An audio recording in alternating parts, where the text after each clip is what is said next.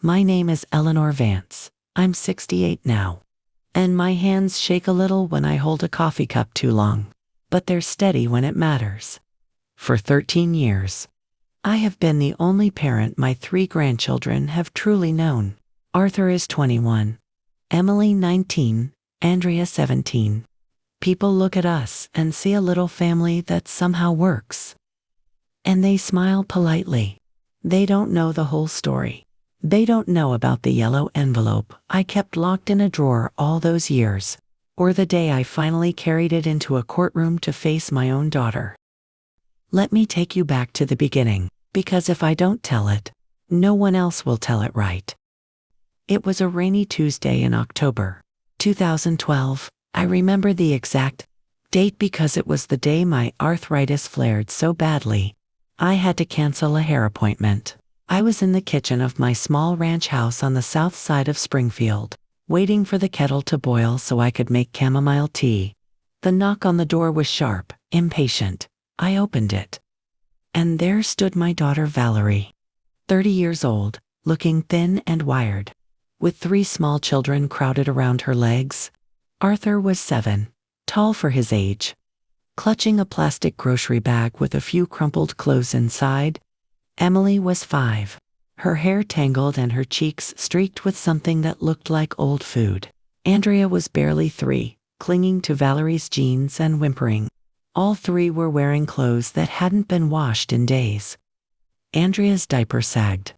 The smell hit me first, then the shock. Valerie didn't even say hello. She pushed past me into the living room and said, "Mom, I need you to keep them for a while. Just a few weeks. I'm starting over with Javier. He's good to me. But he's not ready for kids right now. I'll be back as soon as we're settled." I stood there with the door still open, rain blowing in. "Valerie, slow down. What do you mean a while? Where are you going? Do you need money? Is something wrong?" She shook her head hard, like she was trying to shake the questions out of her ears. No money. I just need space. I can't breathe with them around all the time. I'll call you when I'm ready." She bent down, gave each child a quick kiss on the top of the head, the kind that barely touches skin, and walked back out into the rain. I watched her get into a yellow taxi that was idling at the curb. The kids ran to the window and pressed their faces against the glass. Mommy, come back." Arthur's voice cracked. Emily started to cry without sound, just tears rolling down. Andrea banged her little fists on the pane until I pulled her away. The taxi pulled off. Valerie never looked back. That was the last time any of us saw her for 13 years. The first night was the hardest. Arthur asked me every 10 minutes when Mommy was coming home. I kept saying soon, because what else could I say? Andrea cried for her teddy bear that had been left behind. Emily didn't speak at all. She just followed me around the house like a shadow. I bathed them, put them in old clothes of mine that I cut down to size, fed them canned soup and toast. I tucked them into the guest room altogether because none of them wanted to sleep alone. I lay awake that night, listening to the rain on the roof and wondering what I was supposed to do next. My pension barely covered me. My husband Tom had passed 5 years earlier from a heart attack, and the house was paid off. But there wasn't much left over. 3 extra mouths. 3 growing bodies. It felt impossible. But looking at those little faces asleep on my pillows, I knew impossible wasn't an option. Days turned into weeks. No phone call. No letter. I didn't even have Valerie's new phone number. She'd changed it before she showed up. I drove to her old apartment. The landlord said she'd skipped out owing 3 months rent and left a box of stuff behind. In that box I found the children's birth certificates, a couple of immunization cards, and some photographs of them as babies. I took everything. Arthur started wetting the bed again. Emily stopped talking for almost a month. Andrea developed a cough that wouldn't go away, no matter how much honey and lemon I gave her. I enrolled them in the local elementary school, using the documents from the box. When the forms asked for parents' names, I wrote mine and held my breath. Nobody questioned it. Money got tight fast. I sold Tom's old fishing gear, his coin collection, the extra television. I took weekend cleaning jobs at offices downtown. My neighbor, Mrs. Elma Jensen, yes. The judge's sister watched the kids when I couldn't be there. She never asked for payment. She just said, "Eleanor, those babies need you."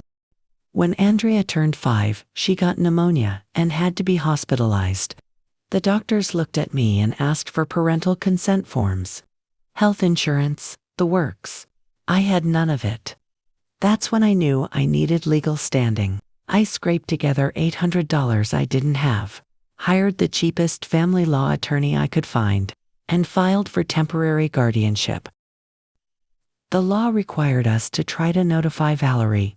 We published notices in the newspaper for weeks. No response. The judge granted me temporary guardianship, then permanent when she still didn't appear. That was 10 years ago. The years went by in a blur of school plays, parent-teacher conferences, fevers, broken arms, first, crushes, driver's licenses. I was at every single one. Arthur graduated high school with honors. Emily won poetry contests and got diagnosed with juvenile diabetes at 14. I learned everything about carb counting and insulin pumps. Andrea discovered the guitar and formed a little garage band with neighborhood kids. Never lied to them about their mother. When they asked, I told them the truth as gently as I could. Your mommy loved you very much, but she wasn't able to take care of you right then. She needed to get better. I kept every drawing they ever made for her. Every Mother's Day card they addressed to Mommy. Wherever you are, I saved them in a shoebox under my bed. And then, 2 months ago, the doorbell rang again. I opened it, and there was Valerie, older, thinner, hair dyed a brassy blonde, wearing a cheap blazer that was meant to look professional. Next to her stood a man in a suit carrying a briefcase. "Mom," she said, "I'm better now. I've been in therapy. I want my children back." I felt the floor tilt under me. "Valerie, it's been 13 years. I know. I was sick, postpartum depression, PTSD, all of it. I wasn't myself." The man in the suit handed me papers. Petition for immediate custody. Termination of my guardianship. Accusations of parental alienation and interference. That's how we ended up in court. The morning of the hearing, I could barely eat. My arthritis was acting up. But I dressed carefully. Navy skirt, white blouse, low heels. I put the yellow envelope in my purse. The one I'd kept all these years. Inside were the photographs I took the day the children arrived. The letters Valerie wrote in the months after she left. The handwritten relinquishment of parental rights. Receipts for everything I'd spent. And printouts of the text messages she sent me once she learned about the inheritance. Arthur, Emily, and Andrea sat behind me in the gallery. They were pale but composed. I looked back at them once and mouthed, "It's going to be okay." I hoped I wasn't lying. The judge was Margaret Hayes, a woman I'd seen around town for years. Fair. No nonsense. With a reputation for protecting children above everything else. Valerie's attorney opened with the story I knew was coming. Severe mental health crisis. Temporary leave for treatment. Grandmother taking advantage. Alienation. The biological mother's sacred rights. When it was my turn, I stood up slowly. "Your Honor," I said, "I didn't take anyone's children. They were left on my doorstep, hungry and scared, and their mother disappeared for 13 years. Not one phone call, not one birthday card, not $1 toward their support. And now she wants them back. And I can tell you exactly why." I opened the envelope. I opened the yellow envelope slowly. The sound of paper suddenly louder than my own breathing. Inside were the things I had protected for 13 years. Waiting for this exact moment. I placed the photographs on the table one by one.